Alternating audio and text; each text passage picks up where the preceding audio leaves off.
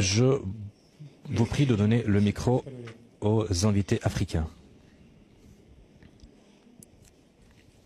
Oui, alors, monsieur, je suis continue. Sika Ndoumbe, journaliste d'un média panafricain depuis le Cameroun, For You Media Africa.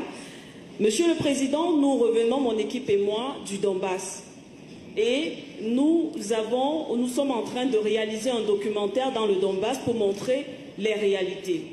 Et ce que nous avons vu, c'est que le Donbass parle à l'Afrique. Alors, Monsieur le Président, nous savons que les États africains aujourd'hui sont victimes des groupes armés, du terrorisme et de l'insécurité dans le but de déstabiliser les États africains. Monsieur le Président, on a vu la Russie également dans certains pays africains, tels que le Sahel, précisément l'AES. On a vu la Russie également en République centrafricaine, qui, après quelques mois seulement, contrairement à certains partenaires occidentaux qui ont fait des années, la situation n'a pas été stabilisée. Mais lorsque la Russie est arrivée quelques mois après, il y a eu une forme de stabilité. Là, nous sommes allés sur le terrain et nous avons vérifié, ce sont des faits. Alors, Monsieur le Président, est-ce qu'il n'est pas temps aujourd'hui pour la Russie, au sortir également d'un grand sommet du genre en parlant des BRICS, pour la Russie d'approfondir et d'élargir également ce type de partenariat, non seulement militaire, mais aller encore un peu plus en profondeur avec les États africains?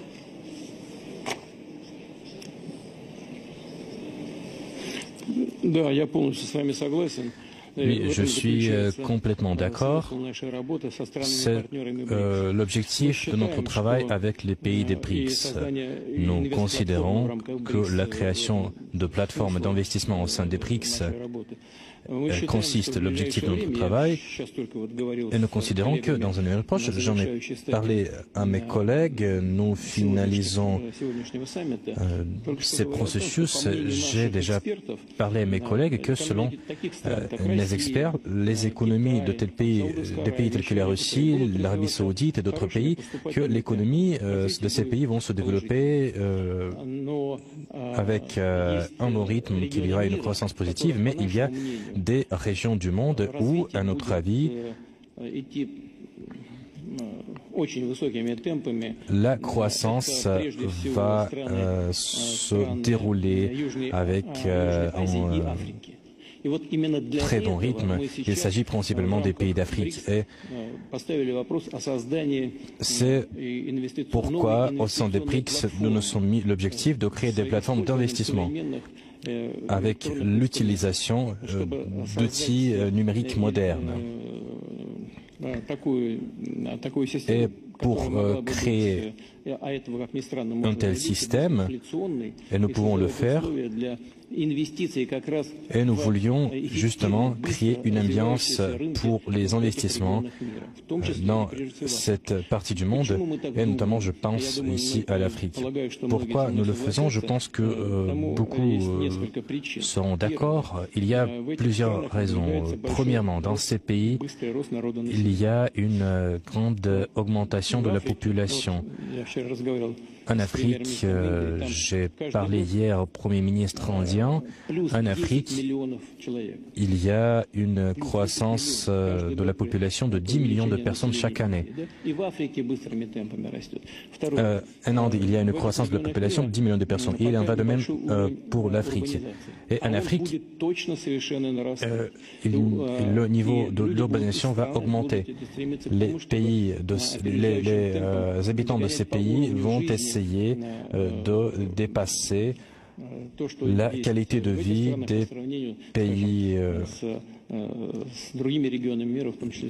pays, disons, européens. Et tout cela, et d'autres facteurs également, tout cela indique que, et bien sûr, il y aura une accumulation des capitaux, et tout cela montre qu'il faut prêter une importance particulière à ces régions-là. Avec nos collègues, nous essayons de créer un groupe de travail sur la base de la nouvelle banque de développement afin de créer un mécanisme d'investissement dans ces pays, d'investissement fiable dans ces pays, et tout le monde qui bénéficie de ces investissements vont vont bénéficier parce qu'ils vont avoir un retour sur les investissements. Mais pour ce faire, il faut créer des outils qui ne soient pas, qui ne dépendent pas des risques extérieurs. Il faut le faire et nous allons suivre ce chemin. Je vous remercie pour cette question importante. Et maintenant, donc, j'ai à mes côtés ma collègue, la journaliste, qui a d'ailleurs posé la question qui concerne les infrastructures, qui concerne le financement des projets d'infrastructures, notamment dans la région africaine. Donc vous avez posé la question au président russe. Quels sont vos sentiments et êtes-vous satisfaite de la réponse du président ? Oui, bonsoir déjà. Je suis très satisfaite et d'ailleurs agréablement surprise. Déjà parce que, je ne vais pas dire un honneur, je ne vais pas faire la fine bouche, qu'un média africain puisse se poser la question parce que vous le savez, on suit la Russie, l'actualité en Russie et surtout le président Poutine de loin. On n'a pas souvent l'occasion ou la possibilité de lui poser des questions parce que nous qui sommes, on va dire quoi, le peuple, nous ne sommes pas au niveau des décideurs, on a également des questions à poser à la Russie ou encore au président russe. Donc déjà, sur ce plan-là, je suis agréablement satisfaite. Maintenant, en ce qui concerne la question de manière générale, effectivement, il s'agissait de cette coopération qu'on voit aujourd'hui entre la Russie et les pays africains, même si le point central concernait effectivement l'aspect sécuritaire.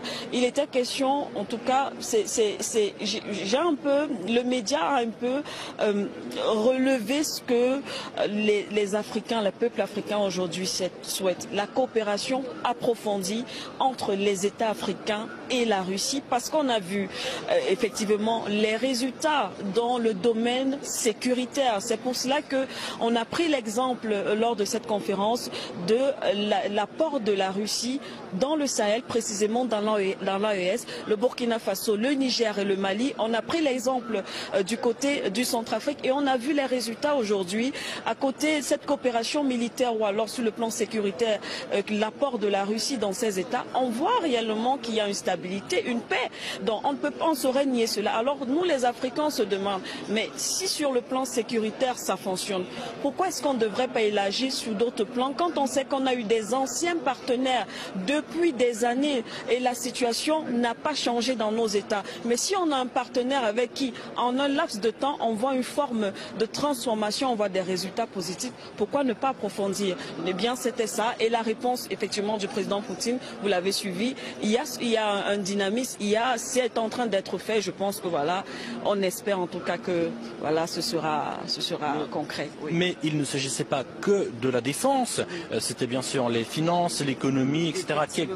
Quels sont les domaines de coopération que l'Afrique peut envisager avec les pays des BRICS? À côté effectivement de la sécurité, on suit également de près l'aspect économique et financier. Vous savez que la plupart, surtout nous qui venons par exemple, moi par exemple du Cameroun, pays d'Afrique subsaharienne, où on utilise le franc CFA, une monnaie coloniale, une monnaie qui ne nous donne pas une certaine indépendance. Vous savez que la monnaie, c'est un domaine de souveraineté. Vous n'avez pas de monnaie, vous n'êtes pas souverain. Alors nous, derrière, en fait, ce projet par exemple de monnaie des BRICS, nous on l'attend.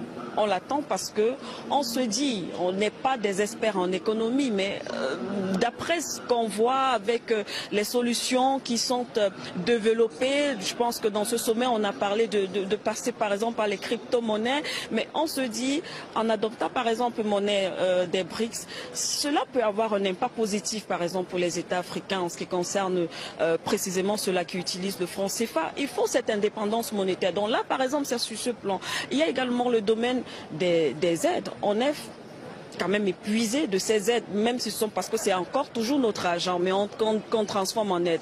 FMI, Banque mondiale, on sait que c'est notre argent qu'on nous remet, puis on réinvestit, on investit.